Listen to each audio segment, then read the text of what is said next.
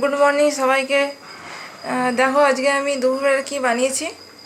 এটা হচ্ছে কাতলা মাছ আর হচ্ছে ডবল ডিমের অমলেট দিয়ে রেসিপি। আর যারা অনেক তরকারি একসাথে করতে পারো না, তারা এরকমভাবে বানিয়ে ফেলতে পারো তরকারিটা। এতে তোমাদের খাটনিও কম হবে। আর এতে আমি কোনো মশলাপাতি মানে কম কম মশলা দিয়ে রান্নাটা করেছি। আর দেখো কেমন হয়েছে। আর ভিডিওটা ভালো লাগলে অবশ্যই লাইক কমেন্ট শেয়ার করবে। এখানে আমি ডিমটাকে অমলেট করে ভেজে তারপরে আমি ঝোলে দিয়েছি। এটা একটা নতুনভাবে করা যায়।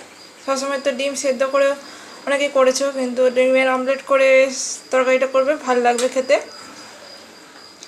আর এখানে দেখেছি 2 পিস হচ্ছে কাতলা মাছ। আমি যেহেতু মাছ খাবো না, সেই জন্য আমি ডিমটা ভেজে নিয়েছি।